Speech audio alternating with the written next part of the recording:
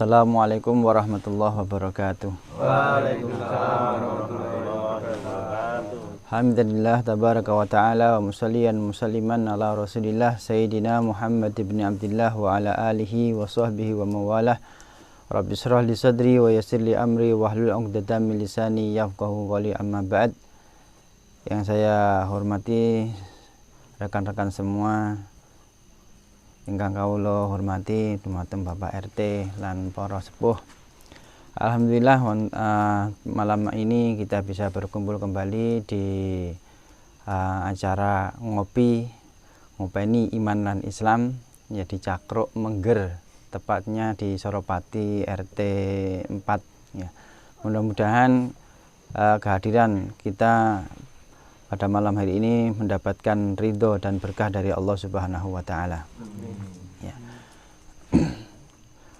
Sebelumnya, Mas, puji dan syukur kita haturkan pada Allah Subhanahu wa Ta'ala yang telah memberikan kita begitu banyak nikmat, sehingga seandainya kita menghitungnya tidak akan pernah bisa.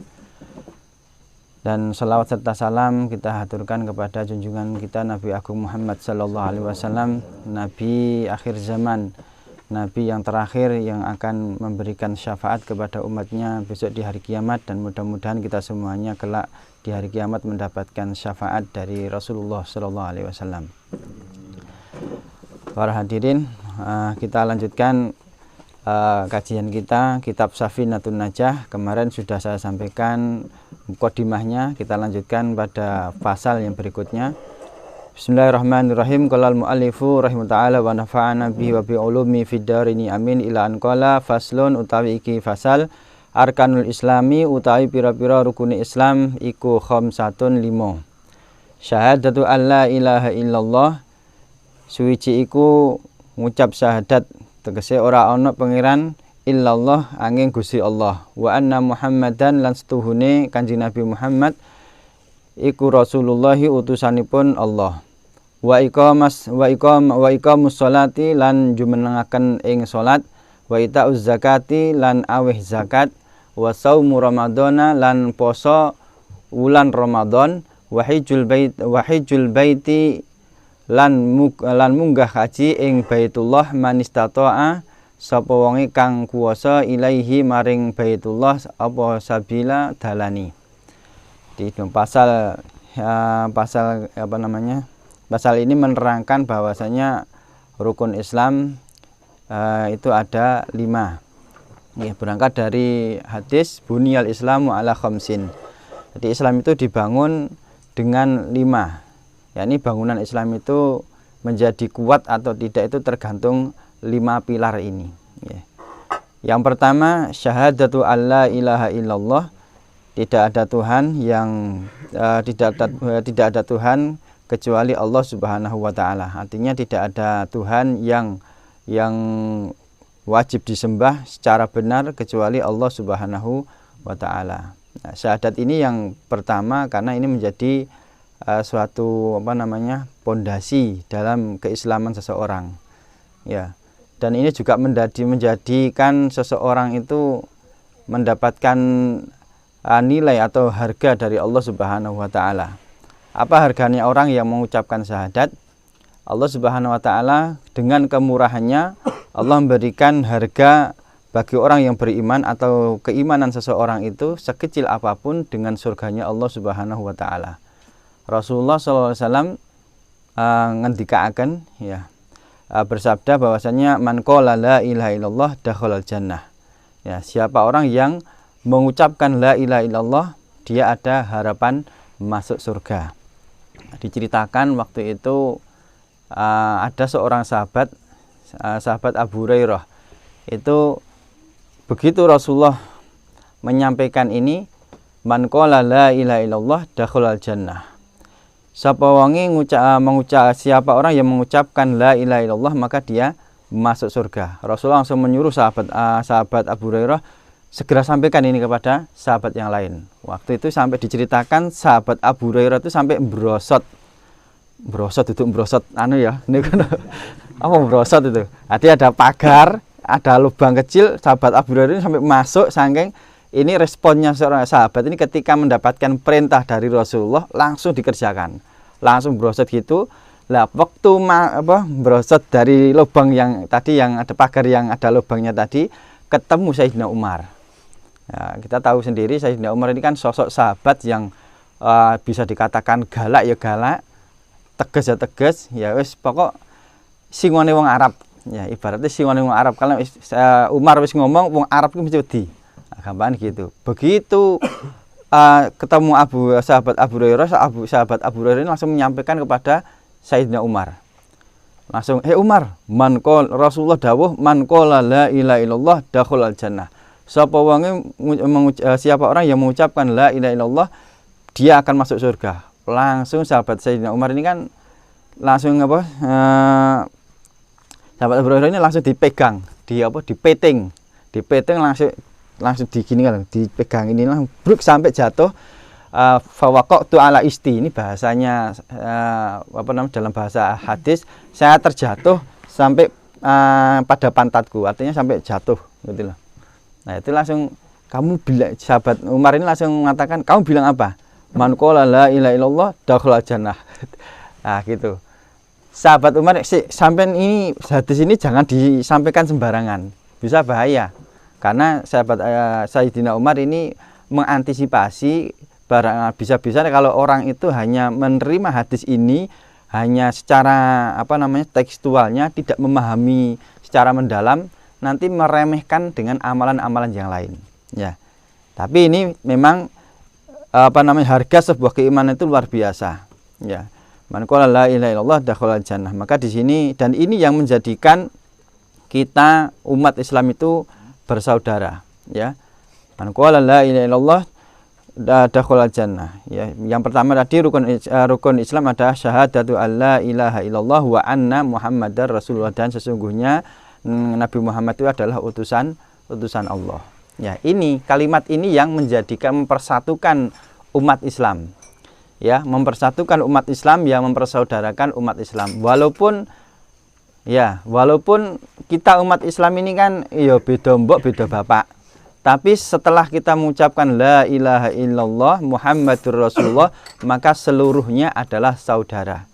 Ya. Dikatakan innamal muslimuna ikhwatun. Hanya saja orang-orang beriman, orang-orang muslim, umat Islam itu adalah saudara. Nah, memang kalau saudara kan ya sudah semestinya saling membantu, saling memberikan perhatian, saling menolong dan lain sebagainya. Tidak boleh saling menjatuhkan, apalagi ya nun sewu sampai mengklaim bahwasanya kamu salah, kamu benar. Ini mending, kamu salah, saya yang benar, kamu salah, masih mending. Kalau aku swarga, kowe neraka lagi nggak boleh, ya. Dulure mosok tega ngono lho. Maksudnya secara hati itu tega ndelok dulure mlebu neraka. Ngono lho, kan mesti enggak tega. Gitu ya. Kaitannya dengan tadi syahadat tadi ya. Kemudian yang nomor 2 wa iqamus shalah, ya, dan mendirikan salat. Maksudnya iqamah itu nek cara bangunan itu iso tegak lurus itu loh. Jadi iso jejeg apik ngono lho. Nah, dalam bahasa lain wa iqamus shalah itu ya melakukan salat yang baik. Ya, melakukan salat yang baik. Nah, salat yang baik ini bagaimana? Ada ukurannya. Salat yang baik minimal dari sisi bacaan dan gerakan. Bacaan dan gerakan ini, salat yang baik ini minimal dari sisi bacaan dan gerakan kudu cetha. Ya, kudu cetha, nak maca alhamdulillah ya alhamdulillah. Ya, terus nek maca tasbih subhanallah ya subhanallah. Jangan ketika kita kecapean ya Mas Ari ya bar nyupir wah kuwesel sing salat iku wis gelem salat wis alhamdulillah, tapi ya sing apik lah. Ya. Maca subhanallah ya subhanallah subhana rabbiyal azimi wa bihamdi. Jadi malaikatnya jelas nyatete. Oh catetane subhana rabbiyal azimi wa bihamdi catetane. Tapi nek ora jelas kesel, lisane males muni. Wa rabbiyal azimi wa bihamdi. Malaikatnya bingung ki muni apa iki. Sing bingungnya malaikat. Ya. Gak jelas Pak catatan tadi. Nah, ini adapun nek bacaan memang harus ya, gerakan juga harus jelas, bacaan harus jelas. Cuma masalah cepat atau enggak, nah ini bisa menyesuaikan. Ya, sawane lagi kesel, biasanya maca tasbih ping 3, ya karena kesel pengen ndang istirahat, ya macane ping pisan ae. Ya saya juga seperti itu. Kalau saya tetap menjaga tumakninah, cuma agak saya percepat. Ya, biasanya sholat subuh ini agak saya percepat. Soalnya apa? Kalau subuh ini kan tangi turu. Tangi turu ku nek sholatnya terlalu suwe, contoh ruku itu terlalu suwe, sholat apa namanya? Sholat sunnah sebelum subuh. Sholat sunnah sebelum subuh ini saya percepat. Biar ndak ngantuk. Soalnya ku nek rukuke kesuwen malah ya meneng suwe ku kadang-kadang malah bablasan ngantuk maneh. Makanya agak percepat ini kayak senam sih ini. Baru nanti setelah itu sholat subuh. Nah, iki iqamatus sholat. Tadi melakukan sholat yang baik ya, minimal dari sisi gerakan dan bacaan, belum lagi yang lainnya. Termasuk sholat yang baik itu juga adalah diusahakan kalau sholat itu di masjid ataupun dengan berjamaah. Ya, karena apa? Kalau sholat sendiri ini kita masih dilihat kadar kekhusyuan kita masih dilihat. Tapi kalau sholat berjamaah sudah kekhusyuan itu bukan yang paling diutamakan, tapi yang dilihat oleh Allah itu adalah berjamaahnya itu. Ya, berjamaah itu yang dilihat oleh Allah Subhanahu wa taala. Sehingga ada satu keterangan bahwasanya kalau sholat berjamaah itu ya ada harapan besar sholat itu diterima oleh Allah Subhanahu wa taala. Nah, sholat ini kenapa kok diwajibkan sholat? Ini kalau orang tidak memahami itu mesti akan merasakan berat. Ya, kalau tidak memahami tidak akan merasakan berat. Padahal sholat ini adalah untuk keselamatan kita dunia maupun akhirat. Allah ketika kita beriman, kita mengimani Allah Subhanahu wa taala itu suatu anugerah yang luar biasa. Tadi ya man qala la ilaha illallah dakhalal jannah. Barang siapa yang mengucapkan la ilaha illallah maka dia akan masuk surga. Karena dia punya iman, dia ada harapan masuk surga. Tapi kalau iman ini ibarat tanaman, ya perlu diopeni, ya perlu diopeni. Lagi perlu nih ngopi ya ini, ngopeni iman lan Islam, ya perlu diopeni dengan apa? Kalau dengan keimanan kita ya syahadat kita itu ngopeninya itu dengan sholat 5 waktu. Karena terkadang kita ini tidak sengaja melakukan sesuatu atau mengucapkan sesuatu yang itu kalau secara hukum syariat itu bisa menjerumuskan orang itu keluar dari akidah Islam. Nah, makanya ketika seumpama subuh dia melakukan sesuatu yang ini dia tidak sengaja dihukumi murtad, keluar dari akidah Islam. Nah, ketika sholat duhur, otomatis di dalam sholat itu dia akan membaca asyhadu alla ilaha illallah wa asyhadu anna Muhammad Rasulullah, maka imannya kembali lagi. Antara duhur dengan asar juga seperti itu. Sehingga akan dengan menjaga sholat itu keimanan ini akan terjaga. Ini kalau keterangan dari guru kami Abi Ihya, orang yang menjaga sholat ini ada harapan besar matinya itu husnul khotimah. Karena apa? Akan diiring terus, syahadatnya itu akan diiring terus. Seumpamanya antara subuh dia melakukan dosa sampai melakukan dosa, nanti akan dihapuskan ketika sholat duhur. Ketika setelah duhur ngelakoni dosa maneh, jadi menungso ya. Ada yang bilang menungso itu menus kakek dosa. Jadi menus kakek dosa. Nah, ini antara duhur sama asar dihapus ketika asar, antara asar sampai maghrib dihapus ketika maghrib. Nah, dan seterusnya, sehingga ada harapan besar sholat ini akan mengantarkan seseorang itu ketika matinya nanti dalam keadaan husnul khotimah. Nah, sholat ini juga ibaratnya gini. Jadi kalau guru kami Abi Ihya itu memberikan pendekatan, kita ini kan sebagai makhluknya Allah, tanpa kita meminta apapun sudah diberikan oleh Allah Subhanahu wa taala. Semuanya sudah diberikan oleh Allah tanpa kita meminta. Ya kan? Kita tidak pernah minta, ya Allah besok pagi ya Allah jenengan melekaken mata kula. Jenengan minta wis. Mata iso melek, irungnya iso fungsi, kupingnya iso ini kan tidak pernah minta. Tapi semuanya diberikan oleh Allah. Ini yang melekat pada diri kita sendiri, fungsi tubuh kita tidak pernah memintanya kepada Allah supaya difungsikan setiap hari. Tapi Allah memberi tanpa diminta. Lah ini Allah tidak diminta saja memberi, apalagi diminta. Ya, makanya dalam Al-Qur'an itu disebutkan ud'uni astajib lakum. Ya, berdoalah. Berdoa itu kan meminta kepada Allah. Mintalah padaku, pasti akan aku beri. Ya, ini yang balik mana? Percaya ora? Yakin ora ya? Ini balik kepada diri kita masing-masing. Ya, tanpa meminta kita diberi, dan semua nikmat Allah sudah banyak diberikan sampai disebutkan dalam surat Al-Kautsar, inna a'tainakal kautsar. Sudah aku berikan kepada engkau nikmat yang begitu luar biasa, yang begitu banyak. Fasolli, ya, sebagai rasa syukur itu fasolli, maka sholatlah, cukup sholat. Jadi gini, seumpamanya Dimas ya dikei apa hadiah, muni apa? Terima kasih. Dikei maneh muni apa? Terima kasih. Dikei maneh? Terima kasih.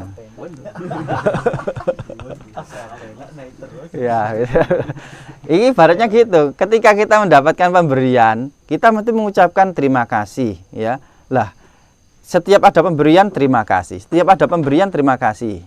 Nah, padahal pemberian manusia itu ada batasnya, dan kadang beri, kadang enggak. Sedangkan Allah Subhanahu wa taala itu memberi tanpa terputus. Ya, kita nafas ini kan enggak pernah putus ya. Ya, nek putus ya mati. Antara keluar dan masuk tuh nafas ini. Tidak pernah putus. Ya. Nah, ini loh. Jadi saumpama saja setiap pemberian Allah itu kita mengucapkan terima kasih. Ya, saya bayangkan dia nafasnya nggak pernah putus. Terima kasih, terima kasih, terima kasih, terima kasih, atau alhamdulillah, alhamdulillah. Wah, tambah bingung. Rasa menek kelopo, rasa menek, rasa macul dan lain sebagainya. Nah, dan itu sudah Allah sudah tahu bahwa khuliqal insanu dhaifan, manusia itu diciptakan dalam keadaan lemah. Maka nikmat Allah yang begitu banyak, kalau kita harus mensyukuri dari cara yang paling ringan tanpa membutuhkan biaya, yaitu mengucapkan alhamdulillah, kita tidak mampu. Makanya Allah wes tidak usah seperti itu, lemah, ini tidak akan pernah mampu, wes cukup sholat saja. Jadi sholat kita itu adalah dalam rangka untuk mensyukuri nikmat Allah Subhanahu wa ta'ala. Ketika kita mensyukuri nikmat Allah Subhanahu wa ta'ala, Allah Allah dawuh dalam Al-Qur'an, la in syakartum la azidannakum. Jika kalian bersyukur, maka Allah akan menambah, ya, menambah nikmat itu. Nah, itu pendekatan terkait dengan sholat ini. Jadi sholat itu mestinya jangan dijadikan beban, tapi justru sholat itu adalah supaya nikmat yang telah diberikan oleh Allah itu dijaga, dan lebih-lebih ditambahi oleh Allah Subhanahu wa ta'ala, gitu ya. Wa ita'uz zakah, kemudian menunaikan zakat, aweh zakat. Di sini disebutkan zakat itu menjadi pilar yang kuat untuk keislaman seseorang itu apabila zakat itu orang itu memberikan zakat, ya, orang itu memberikan zakat. Karena urusan tenaga itu kadang-kadang isi apa jenenge? Wis enteng, ya. Ana wong ki entengan, urusan tenaga pikiran ku kadang-kadang sik enteng. Tapi kalau memberi wis urusan duit, wah iki rada abot, ya. Nek memberi urusan duit iku rada abot. Makanya perintah zakat itu di dalam Al-Qur'an itu bukan perintahnya itu bukan berikan, tapi ambillah khud min amwalihim shadaqatan tutahhiruhum. Ambil zakat dari seseorang itu untuk mensucikan sebagian harta mereka. Kalau dalam syariat Islam ada orang kaya, ya, ada orang kaya dan dia sudah berkewajiban mengeluarkan zakat, maksudnya zakat mal, ya. Kalau zakat fitrah ini semua, kalau zakat fitrah kan semua umat Islam, kan nilainya juga tidak seberapa tuh kalau zakat fitrah. Cuma berapa? 2,5. Nek dikuruskan dengan uang sekitar berapa? 30 apa 40? Yo 30-an. Nah, 30 ya. 30 dibagi 360. 30.000 dibagi 360 ya, pinter matematika. Rupiah. Lah, itu loh. Jadi zakat fitrah ini untuk menzakati tubuh kita. Kita diberikan fasilitas oleh Allah, tubuh kita ini sudah normal, bisa bekerja dan sebagainya. Dikongkon bayar mek sakmono. Dalam 1 tahun hanya 30.000. Ya ta? Nah, ini enteng kalau zakat fitrah. Yang berat itu zakat mal. Lah, kalau ada orang yang sudah berkewajiban mengeluarkan zakat mal, kemudian nggak mau mengeluarkan, perintah Al-Qur'an dalam syariat Islam itu ambil. Bari dipaksa.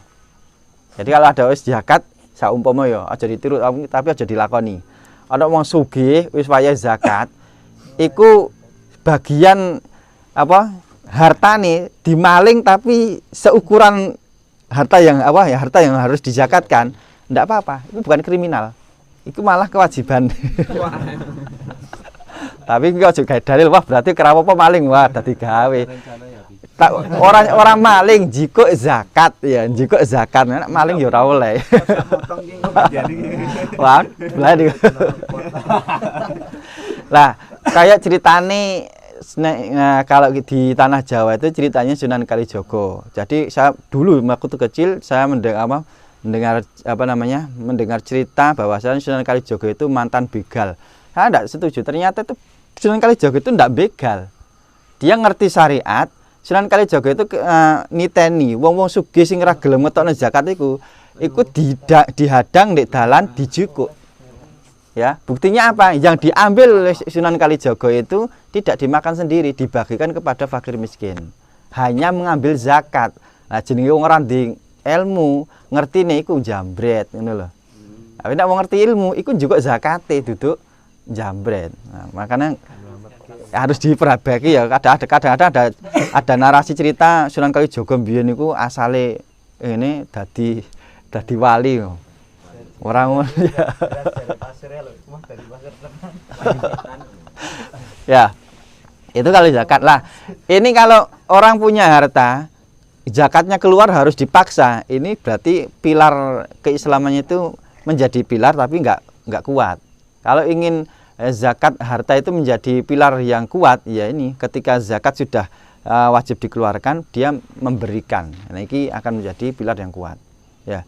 Kemudian yang berikutnya yang keempat yaitu puasa Ramadan. Ini yang diwajibkan hanya puasa Ramadan.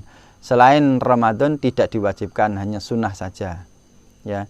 Ini dan puasa Ramadan ya, bicara tentang puasa Ramadan ya, keutamaannya sangat luar biasa sekali. Banyak sekali keutamaan puasa bagi kaum muslimin, ya.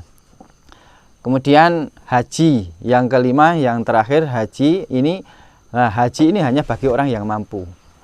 Saya nggak mampu, kayak ya sendiri-sendiri ini lah ya durung potongane kan ya.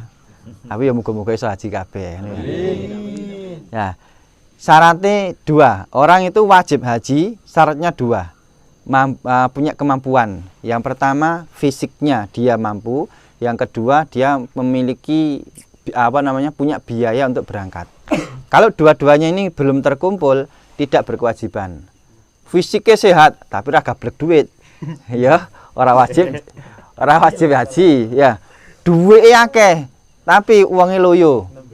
Ya, ini juga enggak kewajiban berangkat haji.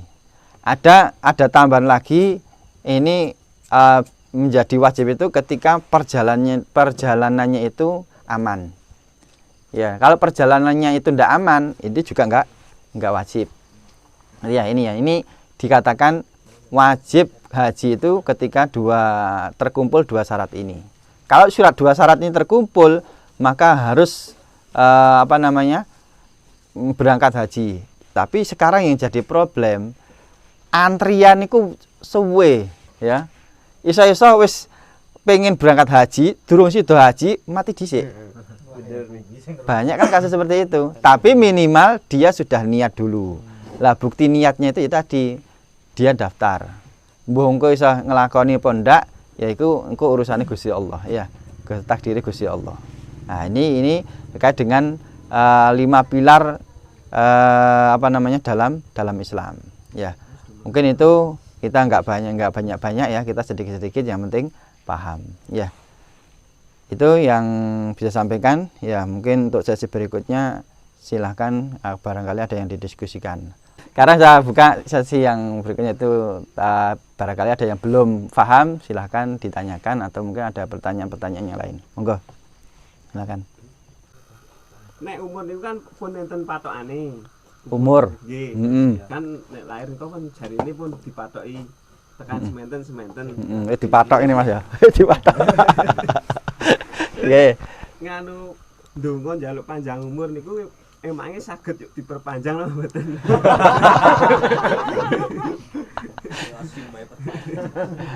Yes.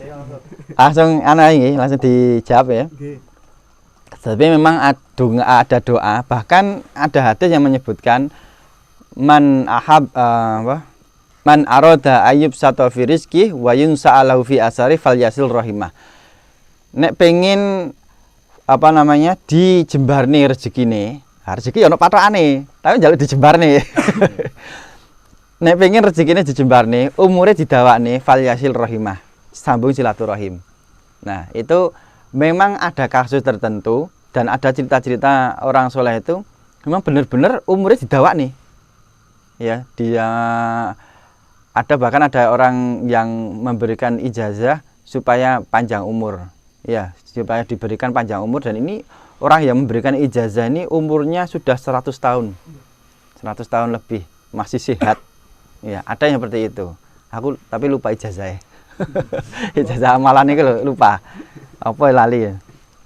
Tapi yang keterangan hadis, keterangan hadis itu lebih mengarahkan maksud daripada panjang umur itu adalah umurnya itu diberikan keberkahan. Artinya ada orang itu seumpama ya, saya berikan permisalan. Ada orang itu umurnya 60 tahun. Ya. Ini ketika umur belum sampai 60, umur 30 tahun stroke atau kena sakit dan lain sebagainya, akhirnya wis 30 tahun berikutnya ini wis enggak ngerasa urip. Ya, ada yang seperti itu. Lah, maksud diberikan keberkahan umur itu panjang umur itu diberikan keberkahan dalam umurnya. Sehingga selama ya tetap umurnya 60 tahun, tapi di situ bisa melakukan amal soleh, kemudian juga bisa diberikan kesehatan, diberikan walhasil bisa merasakan kehidupan ini dalam naungan nikmat Allah, dalam naungan rahmat Allah, itulah yang lebih mengarah itu. Intinya panjang umur itu, yang kalau dalam keterangan-keterangan itu yang dimaksud panjang umur itu adalah umur yang barokah. Mana ya? Jadi tapi kan njaluk nek dungane dalam bahasa Arab iku ora ono memang dungane. Njaluk umur sing barokah ora ono, iku dungane wong Jawa. Nek bahasa Arab itu memang tawil umri, ya, panjangkan umurku. Maksudnya panjangkan umur itu ya diberikan keberkahan tadi. Gitu, nggih. Jadi maksudnya berkah umure. Jadi mboten dawa umure. Ada kasus tertentu memang seperti itu, nggih. Memang dipanjangkan umurnya. Bahkan nek sing jenengan sing percaya karo masalah-masalah kewalian, wali-wali ini Gusti Allah, ada sebagian yang seperti itu.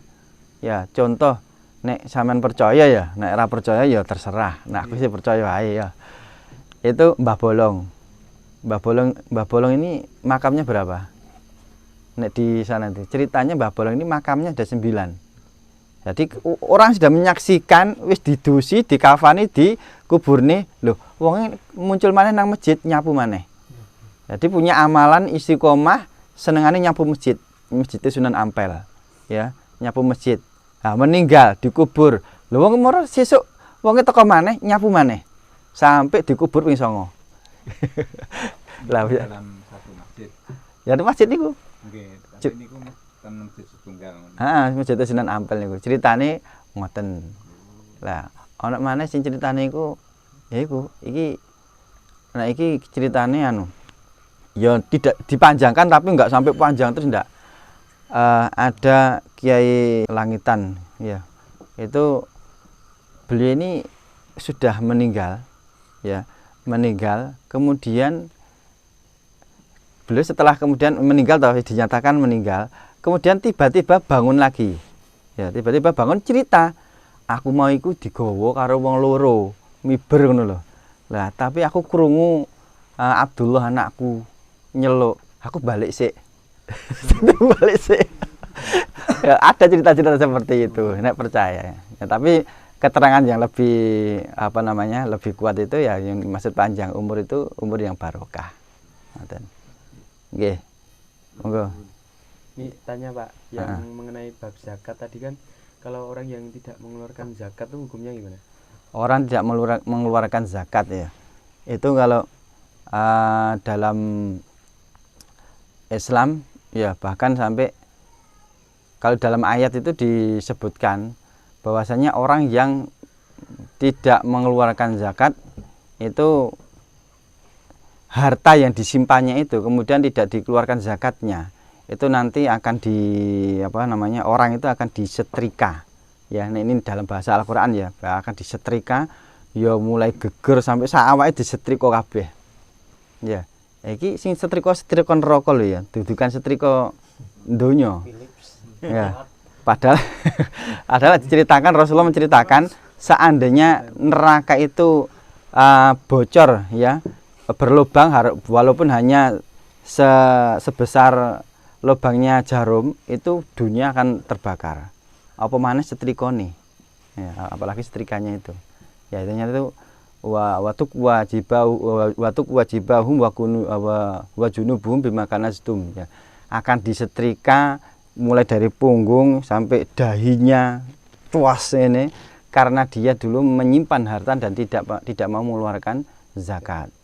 Nah, justru termasuk kalau dalam satu keterangan kitab itu juga dalam keterangan kitab tafsir itu termasuk salah satu daripada dosa-dosa besar, sehingga sampai Sayyidina Abu Bakar itu setelah wafatnya Rasulullah itu sampai memerangi orang yang tidak mau mengeluarkan zakat, ya, memerangi orang yang tidak mau mengeluarkan zakat. Soalnya apa?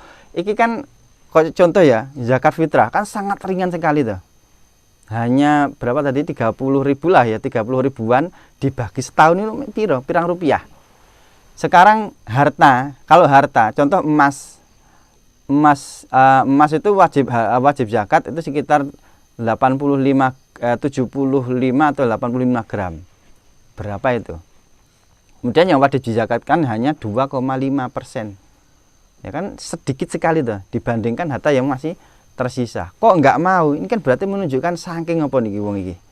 Medite. Saking medite lho.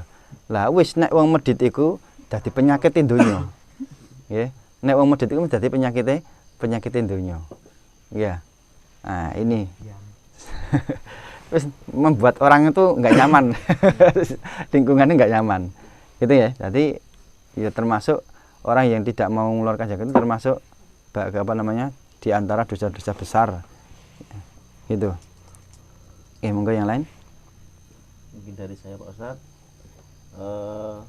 ngapunten niki antara zakat terutama zakat mal ya, dan haji itu bagi yang orang mampu itu mana yang didahulukan. Jadi misalnya saya punya uang nih, saya harusnya mal dulu atau haji dulu? Nek sesuai dengan urutannya itu zakat dulu. Zakat dulu. Zakat dulu baru setelah itu haji. Ya, haji kan makanya haji itu kan terakhir nomor 5. Ibaratnya gini lah. Nah, ada yang memberikan ibarat itu, saya contohkan. Ini Islam ini 5. Ya, ini iman, ya, iman kita. Ini kalau haji ini yang paling terakhir. Ini kalau dilepas masih bisa bertahan imannya. Kemudian yang berikutnya zakat, rodok goyah. Puasa. Ya, rodok ini.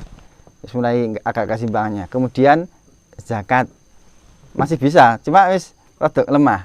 Tapi nek dua ini syahadat karo salat tidak bisa dilepas. Dilepas siji ucul.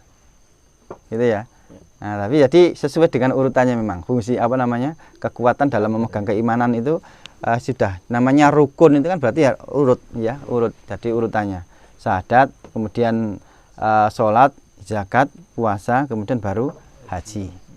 Nanti nih, itu urutannya. Oke, lagi. Assalamualaikum warahmatullahi wabarakatuh. Waalaikumsalam.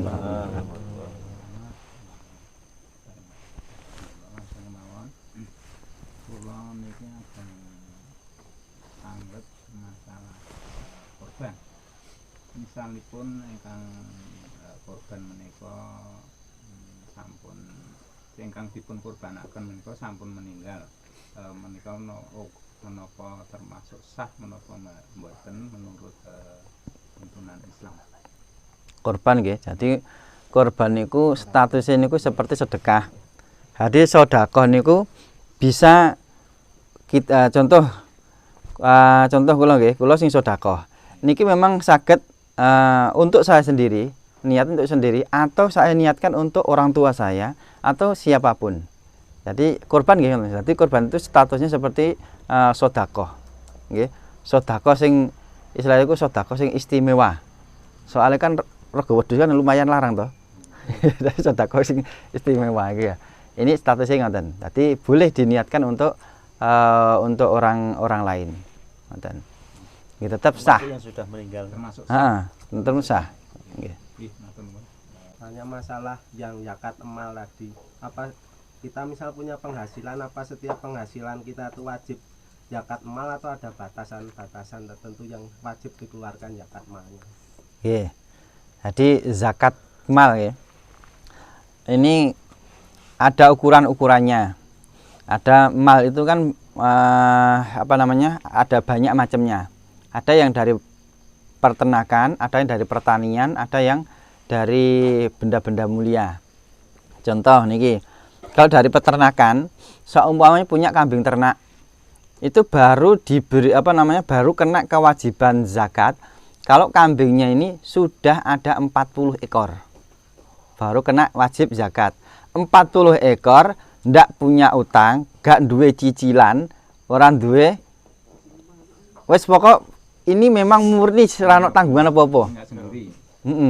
Tidak ada tanggungan apapun, ndak punya utang, ini murni wes iki apa jenenge bahasane iku? Uang aman, harta aman gitu loh. Nah, ini baru kena kewajiban zakat.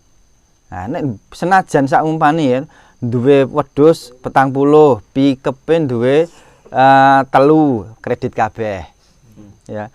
Ya, selama kreditnya itu belum selesai, ya belum kewajiban zakat yang mestinya harus dikeluarkan zakatnya, itu malah lebih diutamakan untuk menyelesaikan hutangnya dulu. Nah, jadi ada batasannya. Kalau berupa uang ini bisa dikiaskan ke emas. Kalau uang, kalau emas ini saya kurang yakin ya, 75 atau 85 gitu. Gram atau katakanlah 75 gram. 1 gramnya berapa harganya? Anggap 1 juta. Anggap 1 juta ya. 75 gram 1 gramnya anggap 1 juta. 75 gram berarti 70 juta. Punya uang 75 juta, ndak punya uang, nggak punya cicilan, nggak punya tanggungan. Anak bojo wis dikei pangan kabeh baru wajib zakat. Nah, sampeyan duwe duit sakmono, Mas. Amin ngene aja. Muga-muga duwe. Oke, jadi ada batas-batasannya memang. Tidak asal pokok duit terus zakat enggak. Tapi nek untuk latihan enggak apa-apa. Untuk latihan, karena contoh latihan gini. Zakat mal itu kan hanya 2,5%. Terus kita latihan. Muga-muga kelawan latihan zakat iki muga-muga aku iso zakat tenan. Maknane apa? Nek sampean iso zakat tenan berarti sampean dadi wong sugih. Ngono lho. Ngakoni sugih. Nah, baru diakui sampean iku wong sugih. Jadi niate justru iki istilahnya ngono mancing, ya. Aku durung wajib zakat, tapi aku tak latihan zakat dhisik. Iki mancing iki jenenge. Mancing. Wong nek mancing gawe cacing oleh ya, Bang. Red devil. Ya ta? Iya. Apa amal iki senengane mancing. Red devil ae. Nek umpane red devil oleh ya, Bang. Luwih gede maneh. Iku. Jadi latihan zakat sih muga-muga kelawan latihan zakat iki Gusti Allah ngersakne iso zakat tenanan. Nek iso zakat tenanan berarti sugih. Ngono Mas ya. Nah, niki. Nggih, dadi niku jawabanipun. Nggih, yang lain monggo. Nah, Yang masalah sholat tadi Pak, ada itu enggak apa ada tips gitu biar menjaga sholat kayak apa namanya? Lebih khusyuk terus lebih apa ya namanya? Istiqomah. Lebih sholat terus gitu loh. Kayak maksudnya tuh kita tuh kayak sholat terus gitu, nggak lupa sholat gitu loh. Konsisten. Ya pokoknya 5 wis sedina. Ya, Satu hari sebelum malam kembali lagi kalau istiqomah sholat itu kembali pada kesadaran kita nggih. Nah, kalau saya ya ini lah saya itu membayangkan gini. Iki urip nang donya iku lho butuh sangu ngono lho. Awake dhewe ora ndek dhuwit, iku susah nang donya iki. Ora duwe sangu, ora duwe dhuwit iku ora duwe sangu iki urip nang donya iku susah. Padahal urip nang donya iki cuma nek dibandingne nggih. Nek cuma kalau kita rasakan sekarang itu ya memang kayak lama, tapi dibandingkan dengan kehidupan akhirat ini kan sangat singkat sekali. Ya, hanya umur 60 sampai 100 lah kalau katakanlah. Padahal di akhirat, satu hari di akhirat itu sama dengan 1000 tahun di dunia. Jadi kita hidup di dunia ini belum ada satu harinya di akhirat inilah. Nah, inilah saya bayangkan belum ada satu harinya di akhirat. Awake dhewe golek sangu wis ya repot-repot nggih. Pak RT sampai menek ya. Pirang-pirang Pak RT. Mas Dimas sampai ini lagi. Coba Mas Ari sampai nyupir nang dindi barang iku golek sangu nang donya. Padahal ora ana sedinane akhirat lho. Dan ya golek sangu nang akhirat iku lho. Mestinya luwih rekoso maneh to golek sangu nang akhirat, tapi Gusti Allah wis maring keringanan wis jagon salat 5 waktu. Iku insyaallah nek dijaga 5 waktu iku cukup gawe sangu ning akhirat. Ya gawe cukup gawe sangu ya. Engko nek pengen jajan-jajan beda maneh. Ngepres lah hawane ngepres gitu. Ini kalau ini saya membayangkan untuk apa ya istilahnya itu untuk menekan diri, untuk memotivasi diri supaya tetap menjaga sholat ini. Nah, bicara khusyuk, iki angel. Angel tenan angel. Soalnya apa? Orang khusyuk itu sendiri itu dia tidak merasa dirinya khusyuk. Ya, jadi memang nek jenengan lihat orang yang wah iku wonge kaya wis khusyuk. Menurut pandangan sampean, tapi takokno nang wonge. Wah, sampean nek salat wis khusyuk, mesti jawabane durung iso aku. Dadi wong khusyuk iku ora enggak sadar kalau dirinya khusyuk atau dia tidak merasa dirinya sudah khusyuk. Masih kurang. Gitu. Nek ana sing merasa khusyuk malah iki tambah kewaliane khusyuk. Oh, Al-Qur'an ini ndikake apa? Wasta'inu bis-sabri was-sholati wa innaha lakabiratun illa 'alal khashiin. Ya, njaluk tulungan nang Gusti Allah kelawan salat lan sabar, lan salat. Tapi iku angel, abot kecuali kanggene wong sing wis bener-bener khusyuk. Ya. Contoh khusyuk ini lho. Ana khusyuk ini tingkatan khusyuk ini ya. Kalau saya bukan membagi ada memberikan gambaran. Khusyuk ini ada orang ketika khusyuk itu sampai dia itu lupa dengan dunia. Ya, hilang dari peredaran dunia. Jadi nek khusyuk wis ora eling dunya. Contoh cucune Kanjeng Nabi Al-Imam Ali Zainal Abidin yang dikenal dengan As-Sajjad. Satu malam itu sholatnya sampai 1000 rakaat. Nah, men bayangno piye salate ya aja dibayangno. Wis duduk potongane dhewe iki. Ya, duduk potongane dhewe.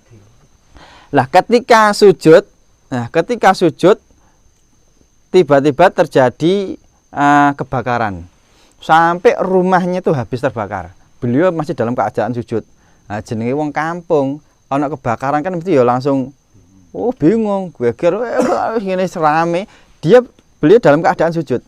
Sampai beliau selesai dari sujud kemudian salam assalamualaikum warahmatullahi assalamualaikum warahmatullahi kaget. Loh, omahku entek. Ya wong sing wis kumpul iki mau heran. Wahai imam, cucuke Kanjeng Nabi, cucune Kanjeng Nabi, jenengan mboten krasa nek wau wonten kebakaran ngoten niku. Ora krasa. Kok saged? Nah, beliau menjawab al-hadni narun akbar min hadza. Aku ora krasa karo geni sing ngentekno omahku iki. Karena aku dilupakan dengan api yang lebih besar dari ini. Api apa kira-kira? Api neraka. Jadi pas sujud kebayang api neraka saking wedine iku sampai api donya iku ora krasa. Iya. Iki saking nek sak contone maneh ya, sak contone maneh nek ana wong di bojo. Iki sapa sing anu ya? Bapak-bapak kan wis tuwa ya sing enom-enom iku lho. Mas Wani ya contoh ya. Mas Wani. Oh yang bojone pas lagi nyidam. Lagi nyidam ini sak umpamane kene omahe ndek kene ana kuburan, ndek kene ana wong dodol rujak. Nah, delalah rujake isih ana tapi wis jam 12 bengi, bojone sing nyidam iki nganu, njaluk rujak. Ya, Mas Wani berangkat ora iki? Ndek kene ana kuburan ndek kene. Berangkat toh. Padahal kuburan iki horor toh, kuburan angker toh. Winong horor. Nah, iya. Berarti angker toh, tapi ada yang lebih angker daripada kuburan iki mau. Iku mau mbok niku angker. Iki berarti oleh ya. Jadi kadang-kadang sesuatu yang besar itu ketika orang itu mendapatkan sesuatu yang itu katakanlah kayak tadi ya api itu ya. Ada sesuatu yang lebih besar lagi. Sesuatu yang besar ini kelihatan kecil.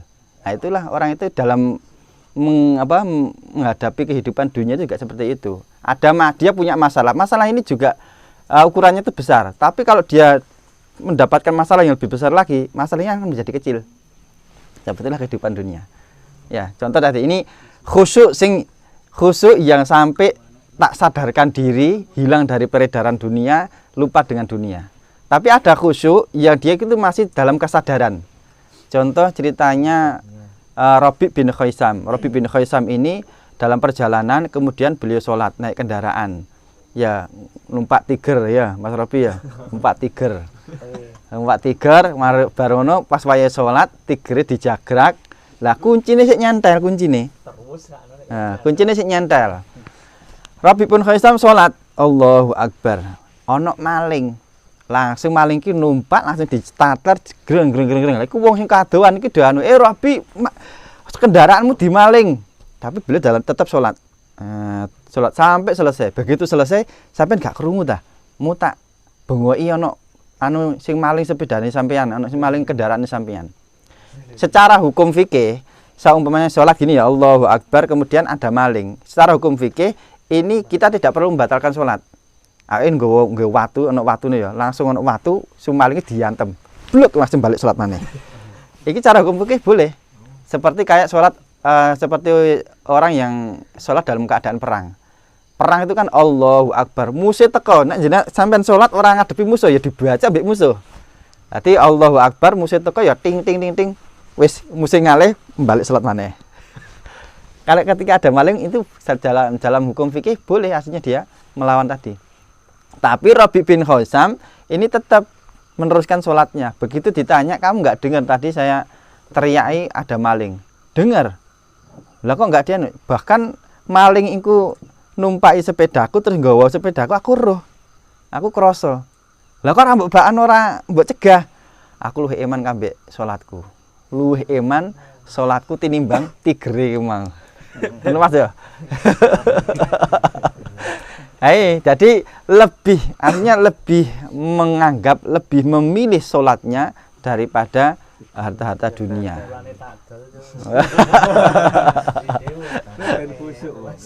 Ya. Ben khusyuk apa tambah angen-angen kapan oleh maneh. Ya ini tadi khusyuk tadi ya. Memang kalau khusyuk ini ya dengan menjaga terus ini kemudian berusaha untuk konsentrasi, ya konsentrasi dalam sholat. Bagaimana caranya konsentrasi dalam sholat? Ya memahami makna-makna daripada bacaan-bacaan sholat itu, memahami. Contoh ketika bacaan Alhamdulillahirabbil alamin ini dipahami, kemudian iyyaka na'budu wa iyyaka nasta'in, hanya kepada Allah saya menyembah dan hanya kepada Allah saya minta pertolongan. Artinya di situ ada makna-makna yang bisa kita dengan memahami makna itu akan menjadikan kita lebih konsentrasi. Dengan kita semakin konsentrasi akan semakin fokus. Dengan semakin fokus itu akan semakin khusyuk tanpa disadari. Ya tanpa disadari, tanpa terasa itu akan semakin khusyuk. Nanti Mas. Tips Mas, ajeng tanglet. Misal tiang kan ajeng bangun subuh tepat waktu nih lho niku kan PR utama. Pun alarm ngasih beberapa kali mboten ngefek. Iku tips caranya. Apa enten doane? Nek doane ono aja nih. Iku pernah tak praktekno. Ya ora donga sih, iku akal-akalanku dhewe ngono lho. Akal. Delalai ya iso. Soalnya apa? Ono konsekuensinya ngene, aku sadurunge turu, aku Fatihah, maca Fatihah, marono malaikat tak Fatihah malaikat. Malaikat tak Fatihah malaikat tulung tangekno aku. Aku ngono, muni malaikat tulung tangekno aku. Ya begitu wis alarm muni langsung tangi. Soalnya apa eling lho nek sing mudhun iki malaikat rahmat lah, sing mudhun malaikat Israil. Waduh, jadi eling ngono keweden lah. Tangi. Ora tangi-tangi malah sing mudhun Israil dadi gawe to. Iki anu wae, iki akal-akalanku iki. Iki akal-akalku. Aku ya sik dikon wae ya. Aku ya.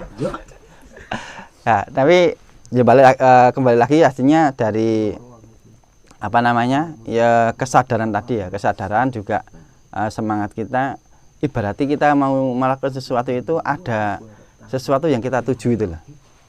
Ya, apa yang kita tuju gitu. Ketika kita mau melakukan sesuatu itu apa yang kita tuju itu yang akan menjadi motivasi untuk kita. Ya. Tengah malam apa subuh apa ya istimewanya subuh itu apa. Nah, ini yang akan menjadi motivasi untuk kita. Lebih baik dari dunia dan seisinya. Itu lebih baik dari dunia dan seisinya. Ya. Terus namanya nek sholat subuh itu jaminan selamat dalam satu hari. Ya. Dalam satu hadis itu man shalla subha fi jama'atin kana fi dimatillah. Sapa wonge salat subuh ing dalam jamaah maka dalam jaminane Gusti Allah, nggih. Dijamin karo Gusti Allah. Jadi awan-awan takon gak bahaya. Ora aku salat subuh jamaah. Enak. Jawabane ngono ya. Wis jamaah. Ya. Tapi ora oleh wis aku wis subuh jamaah orang terus terus kepedean ya nak di apa namanya diterima nak diterima Ayo kuwi tapi nek salat subuh jamaah ana keterangan insyaallah diterima salate ya. Makanya nek salat jamaah umpamane wong lanang gitu ya soalnya masa kodokan jamaah kodokan lillahi taala ono jamaah terkait sholat subuh Pak Ustaz. Sholat subuh itu sebenarnya waktu yang sampai jam berapa boleh diniatkan untuk sholat subuh. Misalnya bangun sampai ngapunten jam 9 kayak gitu. Ayo kodokan mau ya. Itu masih bisa niatkan sholat subuh mboten daripada ndak sholat ngoten misalnya kan kodokan. Nah, ini hukumnya. Sholat ya. Nek batasannya jelas sholat subuh itu sampai terbit matahari. Ya, aku saumane kekeselen salat jan blas ora krungu adzan diguyang banyu ora tangi. Ba. Ya aja bendino. Tapi iso tangi dhewe jam 8 atau jam 9, ya langsung salat subuh. Karena apa? Nek dalam ilmu fikih ya, dalam ilmu fikih itu termasuk udurnya orang salat itu hilang akal atau apa namanya? Tertidur. Nah, ini termasuk udurnya orang sholat. Jadi bapak nggak apa-apa begitu bangun langsung sholat. Tapi dengan catatan turune sadurunge subuh. Tapi krungu adzan subuh balik turu maneh iki ora udur maneh wong dia wis ngerti nek ana adzan subuh. Nanti sebelum subuh dia tidur sampai kebablasan ya wis tangi langsung sholat subuh. Karena ini termasuk udurnya sholat. Iya termasuk udurnya sholat. Tapi ora kena disengaja lho kok edan diwaca. Kodokan supaya iki. Nek sing luwih amal ya kodokan iki mau. Kodokan lillahi taala. Maksudnya itu tidak dikatakan berdosa gitu loh. Tetap kodok wis keluar dari waktunya. Cuma ini tidak berdosa karena memang termasuk udurnya sholat. Tapi nek sholat subuh kok orang ana udur iki mang, tidak ada udur tadi, kemudian sholatnya memang diakhirkan sampai keluar, lah ini berdosa. Tapi kalau ada udur itu tidak berdosa, ya cuma ya kodok tadi. Tapi kok terus dulu. Maksudnya itu salah satu anu malah nih, salah satu hadis kan enggak salah. Keutamaan sholat 2 rakaat sebelum subuh itu kan kalau bisa jam berapapun kalau bisa ya tetap dilaksanakan. Itu termasuk dilaksanakan juga. Boleh, iya. Jadi bangun jam 8 jam 9 terus sholat sunat dulu baru subuh atau langsung subuh mawon. Kayak nek gitu. Nek dalam apa namanya? Nek dari redaksinya itu kan sholatul fajar. Jadi rakaatul fajar. Jadi 2 rakaat fajar. Iya. Artinya wis ora fajar ya Langsung subuh mawon. ya langsung subuh ae. Oh. Sholat sunat barang subuh telat. Langsung penting niate. Tapi ya tak ngono wis. Nah, kadang kan beberapa orang kan ya nek nggak ngerti kan ragu tuh maksudnya. Misalnya bangun jam lewat waktu subuh terus iki jane iso subuh enggak sih kayak gitu kan. Masih boleh enggak gitu. Nah, itu. Tetap harus sholat itu dikerjakan. Kadang-kadang ketinggalan apa wis ketinggalan keluaran aduh wis ketinggalan. Nah, terus malah dikerjakan kadang-kadang ngono. Ya kadang-kadang gitu. Tetap harus dikerjakan walaupun kondoan. Ya. Pak, tentang apa? Tentang sholat malam itu walaupun tidur sebentar tuh boleh. Yang penting kayak hilang ya tidur gitu loh. Tahajud. Iya. Tapi turunnya tak Enggak, walaupun sebentar kayak ketiduran gitu loh. Terus bangun tapi udah lewat apa? Tengah malam itu boleh enggak? Ya boleh. Qiyamul Boleh sholat. nek qiyamul lail istilahnya itu bahasa itu qiyamul lail ya. Qiyamul lail itu waktu malam. Bahkan sebelum tidur pun boleh. Oh.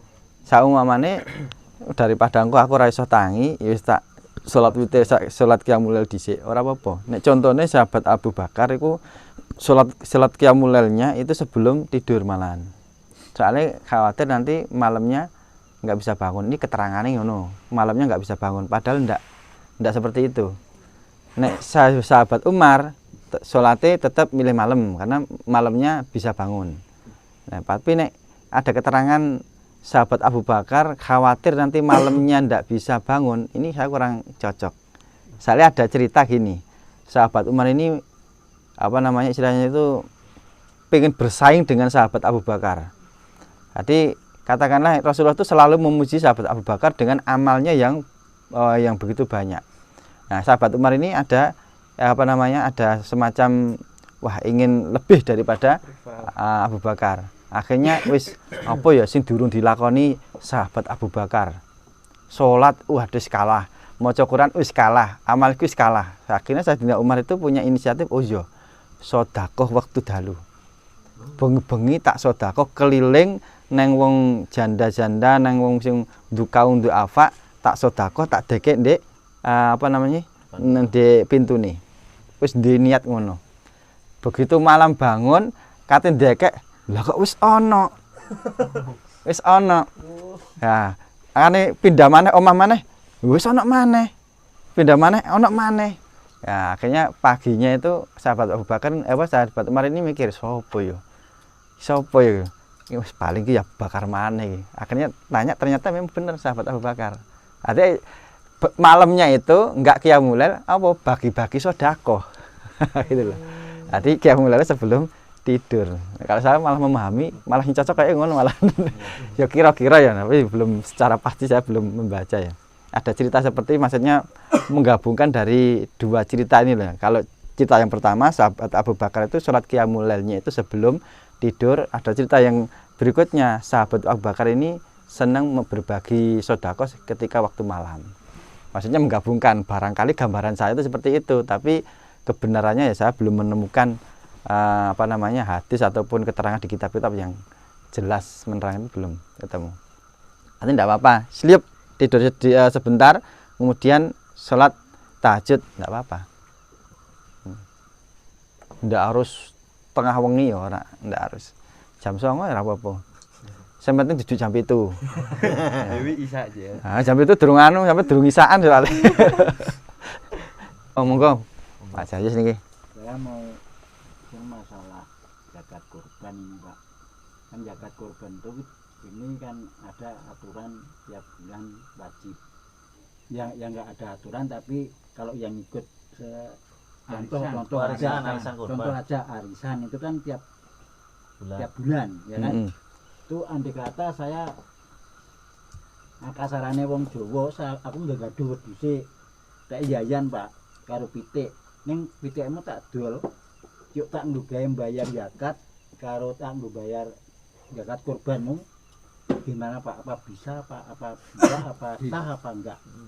Rupane rupa pitik Ya, Tapi tidak dijual. jadi jual. dijual. Ya, Untuk bayar arisan. Nggih mboten napa-napa. Nggih bayar arisan. Yang penting kan saged apa jenenge? Jawab yang penting ya Pak. Heeh. Pitik wong itu. ya. Maksudnya itu kan ayamnya itu kan ayamnya orang. Oh, Nah, Tapi ayam gado kan pitik Nabi ini. itu mengingu, memelihara ayam. memelihara, misalnya gini contohnya. Mengingu. Pak Jayus ini misalkan saya punya kambing, terus saya gaduhkan sama Pak Jayus, istilahnya digaduh merawat, ya, memelihara ini Oh. namanya gaduh. heeh. Nah, namanya gaduh. Terus sama Om Jayus ini dijual untuk bayar arisan tadi, arisan yang tiap Kurban. bulannya arisan kurban tadi. Nah, itu termasuk diperbolehkan apa tidak, terus sah apa tidak, itu yang dipertanyakan. Ya. Nggih nek ngoten berarti kan gaduh jenenge. Gaduh nggih. Gaduh ini kan berarti ada kepemilikan bersama. Ya. Nggih. 50-50 kan nggih. Jadi ana hak separuh hak sampean, ana separuh hakku.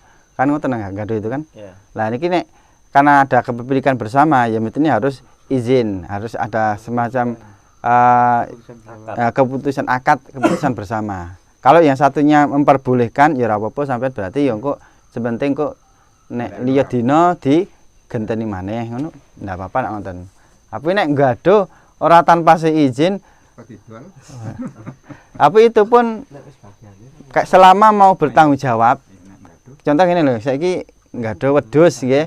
2 juta, 3 juta lah kontene. 3 juta. Waduh ya aku durung duwe. Terus tak dol sik ae. Tak dol sik tak gawe anu bayar iki.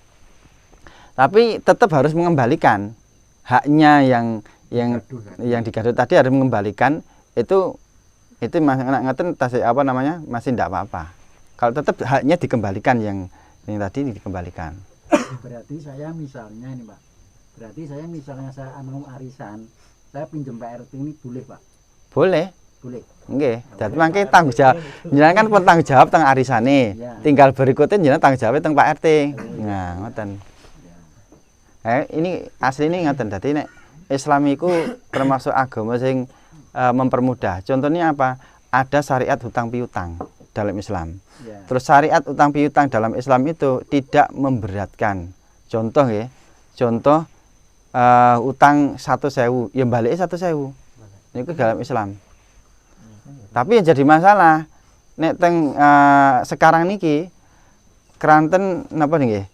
Nilai uang 100.000 sekarang itu tidak sama dengan 100.000 2 tahun lagi. Kalau di dalam Islam, karena dulu di dalam Islam itu mata uangnya itu pakai emas dan perak, maka tidak ada perubahan harga. Contoh zaman sakmonten niku 1 dinar itu bisa dapat seekor kambing. 1 dinar. 1 dinar sekarang juga dapat seekor kambing. Jadi tidak ada perubahan nilai itu tidak ada. Emas sama perak. Nah, tapi nek kertas lah sembian apa nih cuman Pak RT sih anu zaman 5 kilo Pak RT. Mbiyen oleh ana apa mbiyen? Krimpiung sak wadah gede. 5 kilo. 5 kilo. Macet gampang mboten telas. Saniki 5 kilo. Ora ono wis. Nah niku lho niki kelemahan ketika mata uang niku tidak dengan apa namanya? Perak ataupun dengan emas. Kelemahan. Nah ini akhirnya terjadi permasalahan-permasalahan di situ. Nah iki nek aturane Islam nilai 1.000 ya balik 1.000. Tapi kalau diterapkan di ini ya wah sing akhirnya terjadilah ini semacam kekhawatiran. Wong akhirnya arep ngutangi akhirnya khawatir. Lah engko ya iku masalah si nomor 2. Ya. Masalah nomor 1 aku ngutangi saiki 1.000. Lho nek ben balekno ben balik ini 100.000 lah, aduh aku ya rugi. Nah, akhirnya khawatir, timbul kekhawatiran. Iku sing mending permasalahan nomor 1, permasalahan nomor loro ya memang balik tempora iki. Nah, ini ya kita ya dalam kondisi seperti ini ya.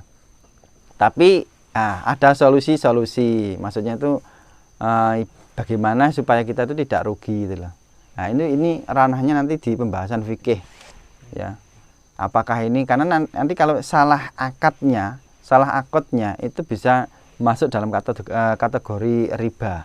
Nah, itu kan dilarang dalam Islam. Ya, contoh kayak seperti riba itu bisa jual beli sepeda motor. Ya, jual beli sepeda motor. Ini kan nek cash ya, harganya sekian. Nek kredit sekian ya. Itu kalau memang sudah sepakat tidak apa-apa, itu tidak masuk dalam kategori riba. Tapi tidak semuanya sampai aku contoh ya, aku jual sepeda motor piro 10 juta. Oh iya oke. Dia bilang oke. Ya. Tapi bayarnya bayari kredit. Ya, bayari kredit. Akhirnya ngomongin sebulan ternyata mundur sampai setahun. Nah, kemudian saya jarene sampean sak wulan kok. Ya itu mundur sampai setahun yo ora iso nak 10 juta ya sampean tambahi. Lah ini karena tidak ada akad dari awal kemudian dia memberikan tambahan itu yang kategori riba. Makanya kalau ini harus diperjelas. Nek contoh beli sepeda motor atau menjual sepeda motor atau apapun yang lain, kalau memang ada antara cash dan kredit disebutkan dari awal. Nek cash sakmene, nek kredit sakmene, sampean pilih ndi? Iya, pilih ndi, nek pilih cash ya sakmene, nek pilih kredit ya berarti iki. Sing disepakati iki. Itu. Nah, jadi ada diperjelas di awalnya. Ngoten. Aslinya enaknya Islami ngoten, boleh. Saiki nek saumpamane pakai dinar lagi ya.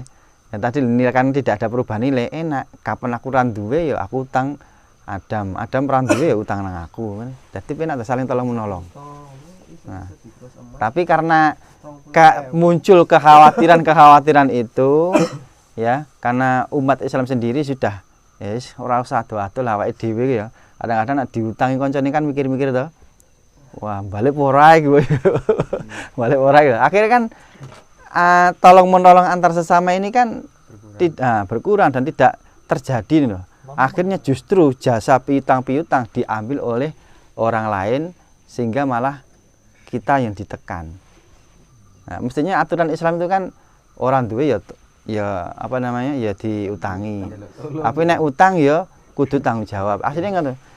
Nek dalam utang piutang ya, niki nek Rasulullah ngendikan niku rahimallahu sam'an ida ya kok lupa hadisnya. Muga-muga diparingi Gusti Allah diparingi rahmat Gusti Allah wong nek sing ngeki utang gampangan. Ya, nek ngeki utang gampang. Diutang itu gampang. Nek nyaur utang ya semangat. Nah, jadi kan berimbang. Ini ajaran Islam ngono. Nek ngutangi gampang, ngutangi gampang, sing utangi mau ya semangat nek nyaur. Nah, ini kan berimbang. Jadi saling terjadi saling menolong. Lah, ini nilai lebihnya apa? Diberi rahmat oleh Allah Subhanahu wa taala. Karena apa? Ada unsur saling tolong menolong, saling meringankan beban. Mesti ini ngoten niku wau. Nggih. Nah, dalam Islam nggih. Ngoten niku nggih Pak Jasi nggih. Ada kelanjutannya nih, Pak. Oh. Part 2. Korban. Ya. Korban itu misalnya saya kan punya utang ini, Pak. Tapi saya punya utang udah lama, maksudnya udah 1 tahun sampai 2 tahun. Terus saya korban, ya kan? Terus itu ada hukumnya enggak, apa dalilnya apa enggak? Pokoknya apa sah apa enggak saya korban itu. Kan saya masih punya utang tapi saya bisa korban gitu loh, Pak. Nyauri utang dulu atau korban dulu? Korban boleh itu. Oh, sampean jenengan enggak ada utang sama orang. Tapi terus iso korban. Iya. Tapi sing diutang. Iya. Mboten apa-apa. Oh iya. Nggih. Kadang-kadang wonten sing nyampaikan yo didhisikno utangi dhisik. Ya. Nek masalah utang itu yang penting dia punya tanggung jawab untuk mengembalikan niatan. Misalnya itu sampai mati, Pak. Misalnya sampai mati nggak dilunasi tapi udah korban itu gimana? Tetep sah korbane. Oh iya. Utange nuwun sewu, utange tanggung jawab anake jenengan ahli warise. Lha mesakne ahli warise, Pak. Wong mati sing diutang kondo ngurus kae mergane yo ngono kuwi urutane. Heeh, jadi tanggung jawab ahli warise. Berarti yang meninggal itu Sing urusannya urip berat ya, mau Pak. ki sing tanggung jawab. Berarti kalau punya hutang tapi belum disoroti sing meninggal urusannya ruwet napa, Pak? Nang kono ya. Ya ruwet ning konone, ya ruwet nang kene ne, ngono lho. Nggih. Nang kene ne apa? Ya nek sing ahli warise gelem anu ngurusi, nek ahli warise ora gelem ngurusi kan jadi ruwet to. Masalahnya gitu, misalnya gini ya. Misalnya Pak Juwari ini meninggal, ya kan? Misalnya contohnya aku, aku mati. Ini isi ngutangke nanggonku, Pak. Tapi anakku kan ora gelem neruske, ora gelem nyarutang. Nah, aku wis mati ning anakku ora gelem nyarutang. Terus Itu dosa itu yang nanggung siapa? Wae saya mah. nanggung siapa? Nggih yang dua-duanya. Ya jelas toh. Iki kan wong tuwa ninggal, anak iki ndek anak. Lah wong tuane ninggal terus ninggalno utang. Anake ora gelem tanggung jawab. Iki kan anak iki berarti dudu anak sing bekti to durhaka iki. Utawa kan anak durhaka, dudu anak durhaka. Iki salah ya ninggalno utang ngono lho. Jadi ya padha-padha kena kabeh salah. Ini kalau di apa namanya? Secara tanggung jawab ngoten niku. Tapi nek di zamanipun Kanjeng Nabi mboten ngoten. Jadi Kanjeng Nabi niku ketika ada berita ada sahabat yang meninggal itu ditanya, duwe utang ora wonge? Oh enggak ada Kanjeng Nabi, ya wis tanggunganku. Ditanggung Rasulullah. Tapi Rasulullah tidak mensolati. Ngoten. Jadi Rasulullah lebih memilih menyelesaikan hutangnya. Ya, Rasulullah lebih menyelesaikan hutangnya karena nek salat iki kan wong liya iso, tapi nek sing menyelesaikan hutangnya durung tentu wong liya iso. Maka Rasulullah memilih menyelesaikan hutangnya orang yang punya hutang tadi. Rasulullah itu statusnya di zaman itu adalah kalau di sini di Indonesia ya presiden. Nanti nek ana orang meninggal, presidennya takon, "Nduk utang ora?" Wong iku, "Oh enggak ada, ya wis tanggunganku, tak sauri." Oh, penak di presiden. Di pimpinan kaya ngono kan enak ta nggih. Istimewa. Ditanggung pemerintah. Itu di zaman ini pun Rasul dan itu memang syariat Islam seperti itu. Syariat Islam aslinya seperti itu. Jadi ada Baitul Mal. Baitul Mal itu perhimpunan harta sedekah ataupun zakat atau dari hasil usaha milik bersama itu dihimpun di zakat mal. Ya, salah satu kegunaannya kalau ada orang-orang yang tidak mampu menyelesaikan hutang itu diambilkan dari zakat mal itu, dari apa Baitul Mal itu. Jadi enak dalam aturan Islam itu apa namanya suatu banyak kemudahan. Ya. Jadi enggak ono ini cara aneh nggih. Dan itu ada memang kisah-kisahnya itu begitu ada orang yang dalam keadaan kesulitan, tidak punya apa-apa, datang pada Rasulullah minta uang, dikasih langsung. Ya cara saiki teko nang Pak Lurah atau nang Pak Camat atau nang Pak Bupati ya. Nek teko nang Pak RT, Pak RT aku gak ada duit, dikei legen sampe. Dikei legen kan genen ya. Untuk paling dekat itu kan RT. Itu di langsung dipraktekke. tapi tadi diambilkan masalahnya Pak RT ini ono tapi Baitul Mal ono ora. Baitul Mal ora ono ya kujur ya. Itu fungsinya salah satu fungsinya Baitul Mal itu seperti itu. Jadi memang untuk menyelesaikan permasalahan umat gitu. Makanya Rasulullah kalau bicara orang paling kaya tidak ada yang lebih kaya daripada Rasulullah. Tapi Rasulullah tidak mengambil kekayaan itu dan diserahkan semuanya ke Baitul Mal untuk keperluan umat. Ya, ada cerita ada orang masuk Islam mu'alaf. Orang baru masuk Islam, kemudian diajak jalan-jalan oleh Rasulullah melewati lembah. Lembah ini penuh dengan tanaman yang hijau-hijau, kemudian juga penuh dengan kambing. Nah, orang yang baru masuk Islam ini kemudian melihat itu, luar biasa ini peternakannya gini-gini. Rasul bilang, "Kamu senang lihat itu?" "Ya seneng lihat itu. Nek seneng iku gon mulih kabeh." Langsung seperti itu. Untuk apa? Untuk menguatkan karena yang baru masuk Islam ini dia itu pimpinan suatu kaum. Dia itu duwe anak buah akeh. Ngono lho. Begitu Rasulullah seperti itu, nek sampean seneng gawon mulih. Nah, begitu pulang ke kampungnya, ke kampung halamannya, dia langsung kuar-kuar. Anak buahku kabeh mlebu Islam. Soale Muhammad iku nek Muhammad iku nek wis ngeki ora wedi fikir. Artinya wong iki lumane pol, Islam iku lumane pol. Sampai mlebu Islam, akhirnya satu kampung itu anak buahnya semuanya masuk Islam. Itu strategi dakwah ya. Nah, karena ada perbendaharaan umat tadi. Enak ya, dakwah itu bisa berjalan lancar. Nggih. Niku ngoten nggih. Dadi terima kasih atas penyampaiannya Bapak. Nggih. Nggih. Saya tanggap dan saya terima.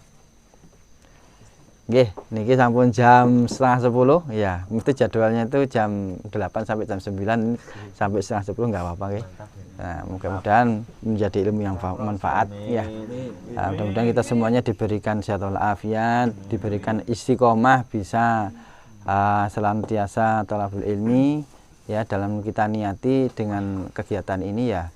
Kita syiar dakwah untuk berbagi ilmu, mudah-mudahan ilmu yang kita sampaikan di forum ini mendapatkan keberkahan dari Allah, juga diterima sebagai amal soleh kita semuanya, jadi amal jariah kita semuanya ya. Itu yang bisa saya sampaikan, ada kurang lebihnya mohon maaf. Wallahu jami'a bi riayatihi. Wassalamualaikum warahmatullahi wabarakatuh.